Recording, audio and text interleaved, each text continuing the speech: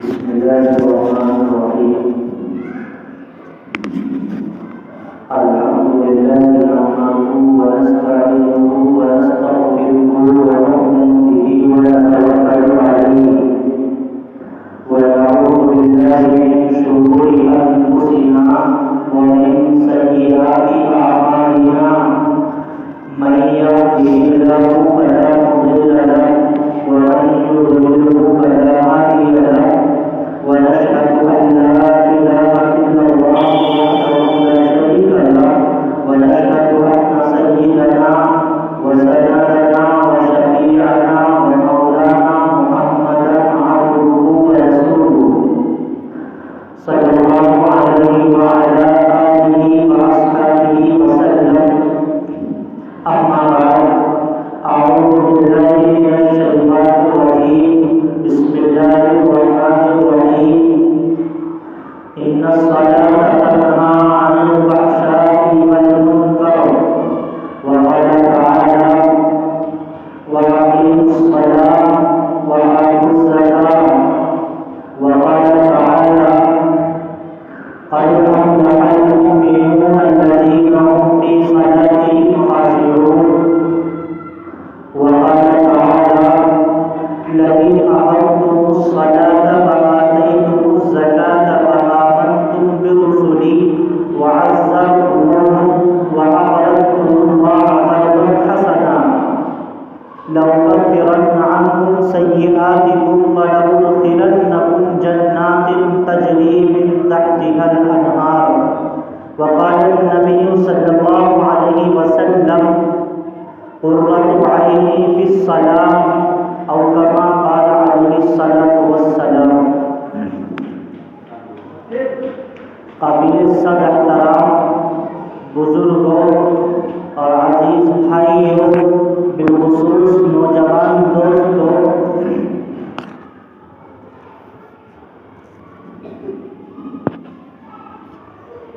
قرآن کریم کی مختلف آیات آپ حضرات کے سامنے تلاوت کی ہے. انہی کے متعلق چند باتیں آپ کی خدمت میں پیش کرنی ہے.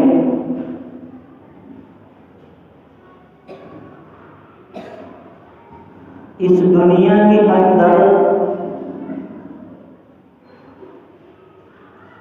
نماز، روزہ، زکوٰۃ اور جہاد،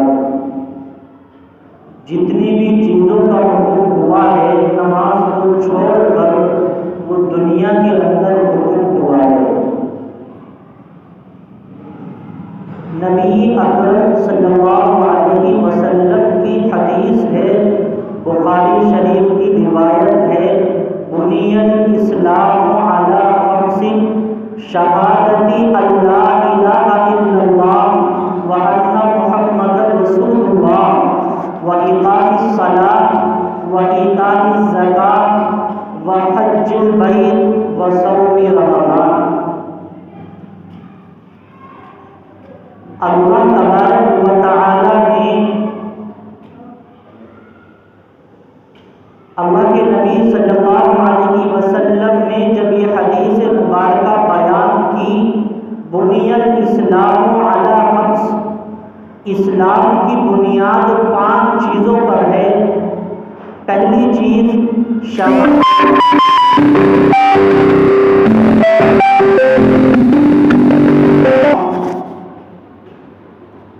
گواہی دیتے ہیں اس بات کی کہ اللہ کی عبادت کی جائے اور حضرت محمد صلی اللہ علیہ وسلم اللہ کے رسول ہیں. دوسرے نمبر پر اللہ کے نبی نے بیان کیا اقام الصلاۃ، نماز کی پابندی کی جائے، نماز کو پڑھا جائے. ہم سب کے لیے نماز پڑھنا بے حد ضروری ہے، بے حد لازمی ہے. اگر دیکھا جائے قرآن کریم کے اٹھا کر تقریباً 85 مرتبہ اللہ نے نماز کا ذکر قرآن کریم اندر بیان کیا ہے 85 مرتبہ تقریباً. اس بات سے بھی اندازہ لگایا جا سکتا ہے کہ نماز کا پڑھنا کتنا اہم ہے ہم سب کے لیے. اور نبی اکرم صلی اللہ علیہ وسلم کی حدیث ہے قرۃ عینی فی الصلاۃ، میری آنکھوں کی ٹھنڈک نماز میں ہے. لیکن یہ ساری چیزیں ہمارے سامنے ہیں، ہم سب جانتے ہیں، سمجھتے ہیں کہ نماز کا پڑھنا کتنا ضروری ہے. اگر میں اس بات کو کہوں کہ جیسے ہم کھانا کھانا ضروری سمجھتے ہیں اور ایک وقت اگر کھانا نصیب نہ ہو تو تڑپنے لگتے ہیں، بلبلانے لگتے ہیں، اور مزید اس سے بڑھ کر اگر پیاس لگ جائے اور اس وقت پر پانی نصیب نہ ہو تو انسان تڑپنے لگتا ہے مچھلی کی طرح. جس طریقے سے مچھلی بغیر پانی کے نہیں رہ سکتی ہے زندہ، اس طریقے سے اگر انسان کو پیاس کی حالت میں پانی نصیب نہ ہو تو اس وقت ہمیں بغیر پانی کے رہنا بڑا مشکل اور دشوار ہوتا ہے. ایسے ہی ہمیں یہ بات اپنے اوپر لازم کرنی چاہیے کہ نماز بھی ہمارے لیے اس سے زیادہ بے حد ضروری ہے. ہمارے دلوں کے اندر نماز کی عظمت ہونی چاہیے، نماز کا وہ مقام وہ مرتبہ ہونا چاہیے جو اللہ کے نبی نے بیان کیا ہے. دیکھیے، اسلام کی بنیاد 5 چیزوں پر رکھی اور اس میں دوسرے نمبر پر اللہ کے نبی نے نماز کا ذکر کیا ہے. نماز کو قائم کیجئے، نماز پڑھیے، نماز کی پابندی کیجئے. اس سے پہلے ہم اس بات کو سمجھ لیں کہ نماز کیا ہے، نماز کب فرض ہوئی ہے، کیسے فرض ہوئی ہے، کیا واقعہ پیش آیا نماز کے فرض ہونے کا. بظاہر وہ واقعہ آپ حضرات نے بارہا سنا ہوگا، لیکن مختصر روشنی اس کے اوپر ڈالتا چلوں. نبی اکرم صلی اللہ علیہ وسلم مکہ مکرمہ کے اندر آرام فرما ہے اور حضرت جبرائیل علیہ السلام تشریف لاتے ہیں اور آپ کے ساتھ دیگر فرشتے آپ کے ساتھ ہوتے ہیں. نبی اکرم صلی اللہ علیہ وسلم کی خدمت اقدس میں پہنچے، آپ کو جگایا، آپ کو اٹھایا اور اٹھانے کے بعد آپ کے سامنے ایک براق پیش کیا. جنت کا ایک جانور جس کو ہم براق کے نام سے جانتے ہیں، حدیث کے اندر آتا ہے کہ وہ اتنی تیز رفتار ہوا کرتا تھا کہ جس طریقے سے بجلی چمکتی ہے، بجلی کی رفتار بڑھتی ہے، ایسے ہی اس کی رفتار ہوا کرتی ہے.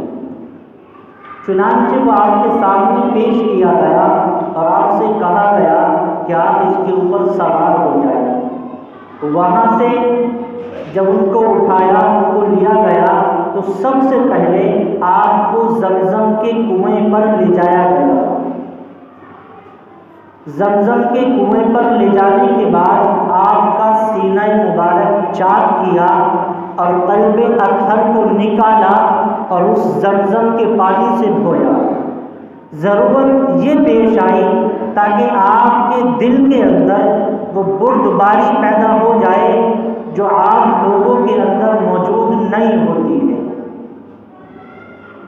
چنانچہ وہاں سے آپ کو پھر مسجد نبوی مدینہ منورہ کے اندر آپ کو لے جایا گیا اس براق پہ سوار کر کے، اور وہاں آپ علیہ السلام نے 2 رکعت نماز ادا کی. جس وقت نماز ادا کر کے فارغ ہوئے، حضرت جبرائیل علیہ السلام نے یہ بات ارشاد فرمائی کہ کچھ دن کے بعد آپ کو یہیں پر آنا ہے، آپ کو ہجرت کرنی ہے، ایک دن ایسا آنے والا ہے۔ اور یہ واقعہ پیش آیا جس کو میں اور آپ معراج کے نام سے جانتے ہیں۔ معراج کا واقعہ ہے، عربی میں معراج کے معنی سیڑھی کے آتے ہیں، سیڑھی کو عربی میں معراج کہا کرتے ہیں، اس کی تفصیل ابھی آگے آئے گی انشاءاللہ۔ یہ واقعہ اس وقت پیش آیا نبوت سے تقریباً 12 سال کے بعد شب معراج کا یہ واقعہ پیش آیا۔ تاریخ کے اندر علماء کا اختلاف ہے، محققین اور مؤرخین کا اس میں اختلاف ہے۔ رجب کا مہینہ عربی مہینوں کے اعتبار سے 7واں مہینہ ہوتا ہے، 7واں مہینہ، اور غالباً 27 رجب کو، اور ایک روایت میں آتا ہے 12 رجب کو، اس میں اختلاف ہے، لیکن بہرحال یہ واقعہ پیش آیا، یہ بات طے ہے۔ واقعہ پیش آنے کے بعد وہ رجب کا مہینہ تھا جس مہینے میں یہ واقعہ پیش آیا۔ اب وہاں سے آپ علیہ السلام جب مدینہ پہنچے تو مدینہ پہنچنے کے بعد آپ نے 2 رکعت نماز ادا کی، اس کے بعد بیت المقدس جس کو ہم پہلے قبلہ کے نام سے جانتے ہیں، خانہ کعبہ سے پہلے جو ہمارا قبلہ ہوا کرتا تھا وہ بیت المقدس تھا، وہاں پر آپ صلی اللہ علیہ وسلم پہنچے ہیں۔ امام الانبیاء آپ کو کیوں کہا جاتا ہے؟ اس معنی کر کہا جاتا ہے کہ وہاں جب آپ پہنچے ہیں، پہنچنے کے بعد شروع وقت سے جس وقت اس دنیا کا وجود ہوا تھا اس وقت سے لے کر اور اس وقت تک جب آپ وہاں پہنچے ہیں، تمام انبیاء، نبی اور رسول وہاں پر موجود تھے۔ آپ صلی اللہ علیہ وسلم نے وہاں پر امام بنے اور نماز ادا کی، اس معنی کا امام الانبیاء آپ کو کہا جاتا ہے۔ چنانچہ جب آپ وہاں نماز سے فارغ ہوئے، ایک سیڑھی کو پیش کیا گیا۔ اب آپ نے جو باقی کا سفر طے کیا ہے وہ اس سیڑھی کے ذریعے طے کیا ہے، پھر براق پر سوار نہیں ہوئے ہیں، اس سیڑھی کے ذریعے آپ نے آسمانوں کی سیر کی، سدرۃ المنتہا کی سیر کی اور عرش معلیٰ کی سیر کی اس سیڑھی کے ذریعے سے۔ چنانچہ جب آپ وہاں پہنچے ہیں، پہنچنے کے بعد اللہ کی بارگاہ میں حاضر ہوئے، دیکھیے اندازہ لگائیے نماز کی عظمت کا۔ میں نے بتلایا کہ روزے کا حکم اس دنیا میں ہوا، زکوٰۃ کا حکم اس دنیا میں ہوا، جہاد کا حکم اس دنیا میں ہوا، اور دیگر جتنے بھی احکام نازل ہوئے وہ سارے کے سارے اس دنیا کے اندر نازل ہوئے ہیں۔ لیکن اگر دنیا کے اندر کسی چیز کا حکم نہیں ہوا تو نماز کا حکم نہیں ہوا۔ نبی اکرم صلی اللہ علیہ وسلم کو اللہ تبارک و تعالی نے اپنے پاس بلایا اور پھر وہ تحفہ پیش کیا، جس طریقے سے جب کوئی آدمی کسی معزز آدمی کے پاس جاتا ہے تو کچھ نہ کچھ ہدیہ اور تحائف لے کر جاتا ہے، تو جس شخص کے پاس وہ جاتا ہے وہ بھی اس کو کچھ نہ کچھ ہدیہ اور تحائف پیش کرتا ہے۔ یہ ہدیہ اور تحفہ اللہ نے پیش کیا، فرمایا 50 نمازیں اس وقت میں فرض ہوئی تھی۔ جس وقت اسلام کی ابتدا ہوئی تو اس وقت میں 2 نمازیں فرض تھی، ایک سورج نکلنے سے پہلے اور ایک سورج ڈوبنے سے پہلے۔ سورج نکلنے سے پہلے فجر کی 2 رکعت اور اسی طریقے سے سورج ڈوبنے سے پہلے عصر کی نماز۔ یہ 2 نمازیں اس وقت میں فرض تھی جو لوگ پڑھا کرتے تھے۔ لیکن جس وقت میں یہ 5 نمازیں فرض ہوئی تو راستے میں حضرت موسیٰ علیہ السلام سے ملاقات ہوئی. معلوم کیا اے اللہ کے حبیب، اے اللہ کے پیغمبر، آپ اللہ سے ملاقات کا شرف حاصل ہوا ہے، کیا لے کر کے آئے ہو؟ اللہ نے آپ کو کیا دیا ہے؟ فرمایا 50 نمازیں فرض ہوئی ہیں. یہاں پر بھی مختلف روایات ہیں. ایک روایت میں آتا ہے کہ 5 نمازیں کم ہوئی ہیں اور ایک روایت میں آتا ہے کہ 10 نمازیں کم ہوئی ہیں. چنانچہ حضرت موسیٰ علیہ السلام نے آپ صلی اللہ علیہ وسلم سے درخواست کی، اے اللہ کے حبیب، میں اس بات کا تجربہ کار ہوں، میں مجرب ہوں کہ آپ کی امت 50 نمازیں نہیں پڑھ پائے گی. کیوں؟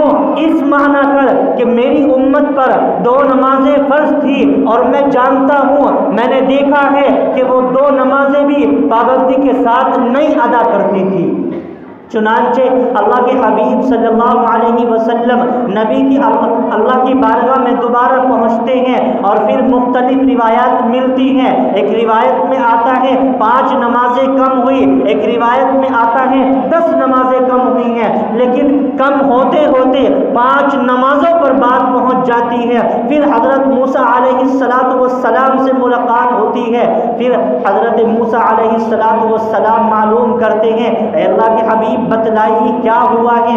فرمایا 5 نمازیں فرض ہو چکی ہیں. اور پھر حضرت موسیٰ علیہ السلام نے کہا، اے اللہ کے حبیب ابھی اور تخفیف کرائیے، یہ نمازیں نہیں پڑھ پائے گی آپ کی امت. لیکن جملہ سنیے، نبی اکرم صلی اللہ علیہ وسلم نے کیا کہا، اے موسیٰ میں معذرت چاہتا ہوں آپ سے، اب مجھے شرم آتی ہے، مجھے شرمندگی محسوس ہوتی ہے. کیوں محسوس ہوتی ہے اس کو سمجھیے. فرمایا اللہ نے 5 نمازیں کر دی ہیں، لیکن ساتھ میں ایک جملہ بولا ہے، ایک بات بولی ہے. وہ بات کیا ہے؟ کہا، اے اللہ کے حبیب صلی اللہ علیہ وسلم، اے میرے پیغمبر، اے میرے لاڈلے حبیب، نمازیں تو 5 ہی ہیں، لیکن ہم نے جو بات کی تھی ہم اس سے انکار نہیں کرتے ہیں. آپ کی امت نمازیں 5 پڑھے گی اور ثواب 50 کا دیا جائے گا. یہ اللہ کے دیکھیے نماز کی عظمت کتنی ہونی چاہیے. اس بات سے اندازہ لگائیے کہ اللہ نے وہ تحفہ اپنے پاس بلا کر پیش کیا ہے. سمجھنے کی بات یہ ہے، آج پوری امت مسلمہ اس چیز سے، اس نماز سے غافل ہے. نماز پڑھنے کے لیے نہیں آتے ہیں. کیوں نہیں آتے؟ یہ بھی اس کی بھی وضاحت کر دوں. اس میں آپ کا کمال نہیں ہے. لوگ سمجھتے ہیں کہ ہم نماز نہیں پڑھتے تو ہمارے اللہ کا عذاب نازل نہیں ہوتا. توجہ رکھیے اور دماغ کے اوپر زور ڈالیے. اللہ تبارک و تعالی جس چیز کو چاہتے ہیں وہ کام ہمیں کرتے ہیں.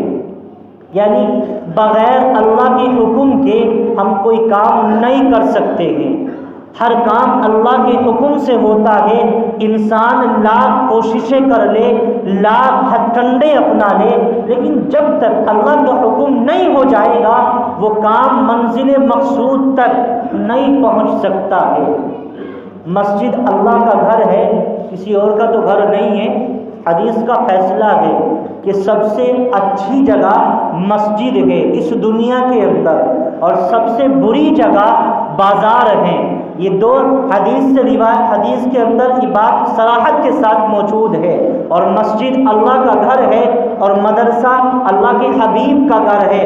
آپ غور کیجئے، اللہ نے آپ کے پیروں میں وہ زنجیریں ڈال رکھی ہیں ان لوگوں کے پیروں میں جو مسجد میں نہیں پہنچتے ہیں اور کہتے پھرتے ہیں کہ ہمارے اوپر اللہ کا عذاب نہیں آ رہا ہے، اللہ ہم سے ناراض نہیں ہے. اس بات کو سوچئے کہ جس اللہ نے آپ کو اپنے گھر میں آنے سے روک دیا، اس سے بڑا ناراضگی کا سبب اور کیا ہو سکتا ہے؟ ذرا سوچئے. کاروبار میں تنگی آنے سے، گھر میں پریشانی آنے سے، مصیبتیں آنے سے اللہ ناراض نہیں ہوتا ہے، یہ بھی اللہ کی ناراضگی کا ایک سبب ہے۔ اور ایک حدیث میں آتا ہے کہ ایک انسان نماز پڑھتا ہے، نماز کو ایسا ہے کہ ایک انسان نماز نہیں پڑھتا ہے تو وہ ایسا ہے کہ جیسا کسی کے گھر میں آگ لگ چکی ہو اور اس کے بیوی اور بچے سب اس کے آگ کے اندر جل کے مر چکے ہوں، تو جتنا نقصان اس شخص کا ہوتا ہے جس کے بیوی بچے جل کے مرے ہیں، اس سے کہیں زیادہ نقصان اس شخص کا ہوتا ہے جس نے نماز کو قضا کیا، نماز نہیں پڑھی ہے۔ حدیث کے اندر آتا ہے کہ اگر انسان نے فجر کی نماز کو قضا کیا، دیکھیے من ترک الصلاۃ متعمدا فقد کفر، اللہ کے نبی کی حدیث ہے کہ انسان نے اگر نماز کو جان بوجھ کر قضا کیا تو اس نے کفار والا عمل کیا ہے۔ وہ انسان بظاہر مسلمان رہتا ہے لیکن اس نے عمل کیا کفار والا۔ اندازہ لگائیے اس بات سے کہ اللہ کو ہم سے کتنی ناپسندیدگی ہے، اللہ ہم سے کتنا ناپسند ہے کہ نماز چھوڑنے پر اس بات کا اظہار کر رہا ہے کہ اس نے کفار والا عمل کیا ہے۔ عزیزو، اپنی زندگی کو نماز کے مطابق لے آئیے، نماز پڑھنے والے بن جائیے۔ آج عہد کیجئے اس مسجد کے اندر کہ آئندہ انشاءاللہ نماز کو نہیں چھوڑیں گے۔ نماز سے اللہ کا قرب حاصل ہوتا ہے، اللہ اس بندے کے قریب ہوتا ہے۔ ایک روایت میں یہاں تک آتا ہے کہ جو انسان نماز نہیں پڑھ سکتا وہ پکا ایمان والا کامل مومن بھی نہیں ہو سکتا ہے، اور نبی کا فرمان جھوٹا نہیں ہو سکتا ہے۔ قد افلح، قرآن کی آیت بھی ہے، قد افلح المؤمنون الذین هم فی صلاتهم خاشعون، صراحت کے ساتھ قرآن کریم کی آیت موجود ہیں۔ پڑھیں گے بھائی نماز، آج سے عہد کیجئے ایک وقت کی نماز بھی نہیں چھوڑیں گے۔ کچھ بھی کام ہو جائے، سارے کام بنتے چلے جائیں گے جب ہم نماز کی طرف آ جائیں گے انشاءاللہ۔